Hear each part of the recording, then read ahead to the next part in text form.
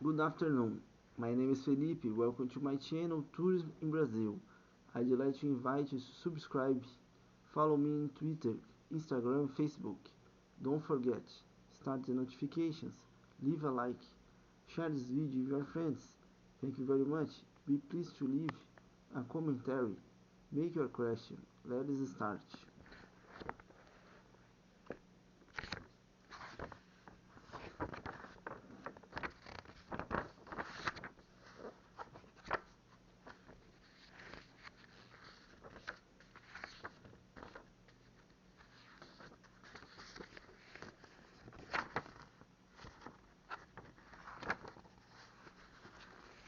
A true partnership exists. Another case would one in which the shipper finds that another very comparable product moves under a specific commodity item distribution that carries a much lower rate. In short, there are a variety of legitimate business reasons for needing a rate adjustment. To the extent that they are legitimate, both the carrier and the shipper benefit. When only a single carrier is involved, application for the adjusted rate or new tariff item proceeds normally through direct discussion and negotiation with the carrier. The shipper should present the facts as they are as well as the rationale for the rate show. If the shipper would like the rate to apply to the various members of a conference, the application needs to be made through the conference itself. The process needs to be very different. The shipper does his research, contacts the carriers involved, explains what he is doing and why, then files the application with the conference rate making committee. The committee consists of the member lines. The conference staff may ask for additional information and may request that the shipper attend a rate-making meeting to explain the request further. The application is then voted on by the representatives of the member lines. Most applications are eventually approved. At times, the rate is somewhat different than that which was requested, usually higher. What the rate comes in depends on how well the shipper made his case, what the impact will be on the overall revenue and rate integrity for the conference members, and what the competition will be likely to do. A conference may elect to reject the application as well. The shipper then has various options. One is to ship through non-conference carriers, if they exist. Another is to ship through other ports using other conferences, if that is feasible. Perhaps the shipper should explore using a non-vessel operation common carrier. Note that some product shipment by air is a viable alternative. The shipper may check to determine whether memberships in a shippers association would help obtain the needed rate. The shipper may also request a member of the conference to establish the rate independent of the conference. The right to independent action on rates and service eaten by conference members is assured under the Shipping Act to 1984 if the carrier decides to do so. The conference is notified by the carrier intended to take the action on the intent and conference then has the option of establishing the rate for all its members within 10 days of the notification. If it does not, then the rate applies only to the single carrier. Independent action in a potential competitive future for the 1984 law.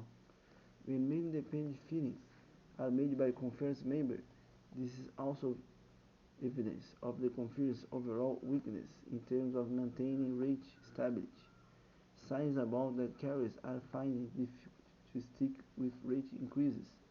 Stark evidence is provided by approximately 13,000 independent rate actions filed within the Asia, North America, and Western-bound rates agreement last year, 1990s.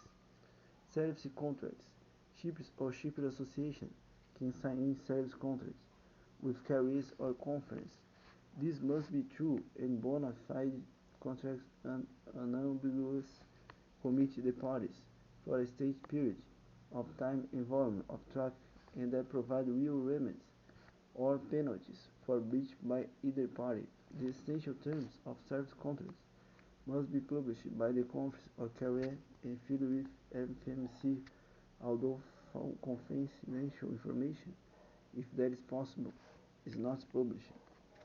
Service contracts operate outside the tariff structures.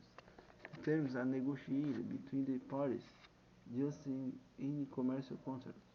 Over 6,000 such contracts have been signed since 1984. Law went into effect.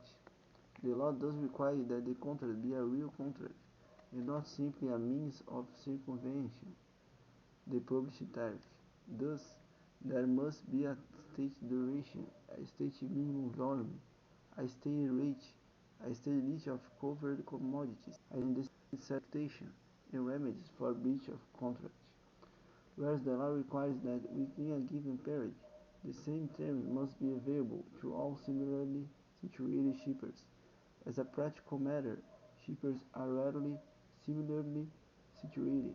Thus, the contract becomes a private matter between commercial entities.